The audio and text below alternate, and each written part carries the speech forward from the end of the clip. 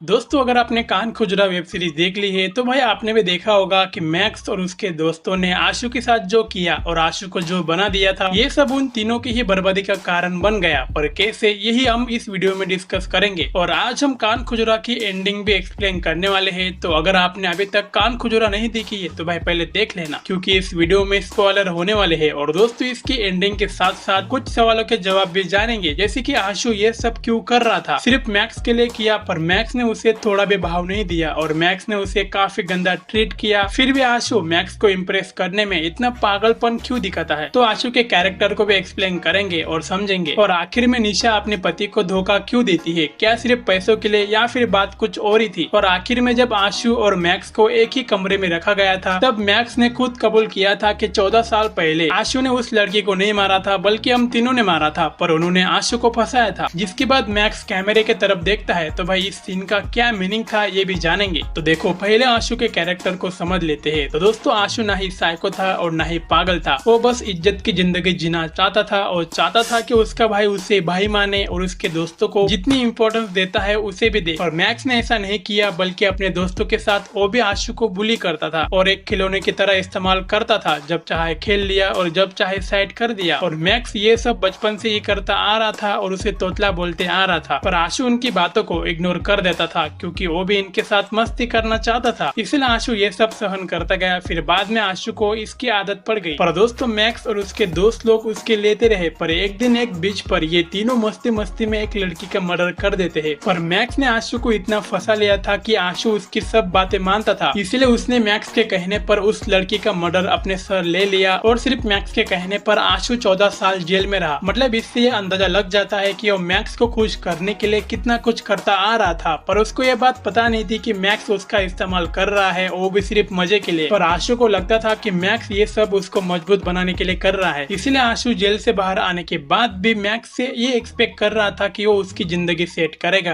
पर 14 साल के बाद भी मैक्स ने उसका सिर्फ इस्तेमाल किया। पर दूसरी तरफ आशु अभी भी मैक्स को इम्प्रेस करने के लिए हद पार कर रहा था, जैसे कि उसने कैथी को सुसाइड करने के लिए मजबूर किया। फिर बाद में देशमुख भाई और उसके बेटे का मर्डर करने के लिए जनार्दन को मजबूर किया। पर इतना सब करने के बाद भी मैक्स ने उसे थोड़ी भी इज्जत नहीं दी, जिसे आशु एक्सपेक्ट कर रहा था। फिर भी आशु काफी कुछ करता रहा, पर आखिर में आशु का भ्रम टूट गया जब मैक्स ने उसे मारा और जिंदगी से जाने के लिए कहा। इसके बाद आपको ही पता है कि मैक्स के लिए आशु का जो प्यार था और नफरत में बदल गया और उसने मैक्स को गिराने के लिए काफी बड़ा प्लान बनाया। पर सबसे पहले आशु ने निशा को बाहर निकाल दिया, क्योंकि निशा ने कुछ भी नहीं किया था और जो इज्जत और प्यार मैक्स को देना चाहिए था, वही इज्जत और प्यार निशा आशु को देने लगती है। यानी कि निशा उसकी फीलिंग, उसका दर्द और आशु को समझ रही थी। इसलिए आशु ने निशा के दिमाग में ये डाला कि मैक्स अपने सगे भाई का नहीं हुआ तो वो तुम्हारा क्या होगा, इसलिए तुम अपना और अपने बेटे के बारे में सोचो और अपनी लाइफ को सेव करो। और कहीं ना कहीं ये बात निशा भी समझने लगी थी कि मैक्स जितना अच्छा दिखता है उतना अच्छा है ही नहीं, क्योंकि आशु ने उसे बताया था कि मैक्स और उसके दोस्त लोग उसे कैसे बुली करते थे। फिर तब से ही निशा का बिहेवियर मैक्स के लिए बदल गया था। और जब निशा के ऊपर अटैक हुआ था, तब भी मैक्स निशा और उसकी फैमिली के बजाय उसके प्रोजेक्ट के बारे में ज्यादा सोचता है और अपनी कंप्लेन वापस ले लेता है। और यही सब चीजें निशा के दिमाग में मैक्स के लिए एक ट्रस्ट इशू पैदा कर देती है। यानी कि निशा को समझ में आ गया था कि अब मैक्स इतना विश्वास करने लायक नहीं है। इसलिए उसने कैथी के घर में जो ब्लास्ट हुआ था, जिसमें पेड्रो घायल हो चुका था और पुलिस ऑफिसर मारा गया था, उसका इल्जाम मैक्स के ऊपर डाल दिया। और उसकी कंपनी और प्रोजेक्ट तो निशा अपने नाम पहले ही करवा चुकी थी। और कहीं ना कहीं निशा भी ये सब चाहती थी कि उसका भी एक खुद का बिजनेस हो, उसके खुद के बैंक अकाउंट्स हो और वो भी चेक्स के ऊपर साइन करे, क्योंकि वो एक इंडिपेंडेंट वुमेन बनना चाहती थी। तो अब बात करते हैं इस सीन की, जिसमें मैक्स को कैसे पता चला कि यहाँ पर वो रिकॉर्ड हो रहा है और उसने आशु को गुस्सा क्यों दिलाया, जबकि वो दोनों मैटर को सॉल्व कर चुके थे। तो देखो, मैक्स को पहले ही पता था कि आशु पुलिस के लिए काम करता था और अगर आशु उसके लॉकअप में आया है, मतलब पुलिस वाले आशु के जरिए उस सिलेंडर ब्लास्ट और उसके विला प्रोजेक्ट का सच उगलवाना चाहती है। पर मैक्स ने सब कुछ किया जैसे कि उसको गिल्टी फील हुई, इसका नाटक किया। फिर बाद में धीरे धीरे आशु को गुस्सा दिलाया, पर उसने सच नहीं उगला और इसलिए वो खुश होकर कैमरे के अंदर देखता है कि पुलिस वालों की चाल नाकामयाब हो गई, पर इसका कोई फायदा नहीं हुआ। यानी कि सीरीज के आखिर में एक बात समझ में आ गई कि कर्मा कभी किसी को माफ नहीं करता। यानी कि जरा सोच के देखो, 14 साल पहले मैक्स जेल जाने के डर से सारा इल्जाम आशु के ऊपर डाल देता है, जो क्राइम कभी आशु ने किया ही नहीं था। यानी कि आशु को बिना क्राइम किए 14 साल की जेल हो जाती है। ठीक उसी तरह निशा ने अब पेड्रो की हालत और पुलिस ऑफिसर की मौत का इल्जाम मैक्स के ऊपर डाल दिया, जबकि ये क्राइम मैक्स ने किया ही नहीं था, फिर भी उसे जेल जाना तो पड़ेगा ही। तो दोस्तों ये थी कान खुजरा की एंडिंग एक्सप्लेनेशन। अगर आपके पास इसके बारे में कोई सवाल है तो भाई उससे कमेंट्स में जरूर पूछना। तो मिलते हैं एक और नए एक्सप्लेनेशन के साथ, तब तक बाय।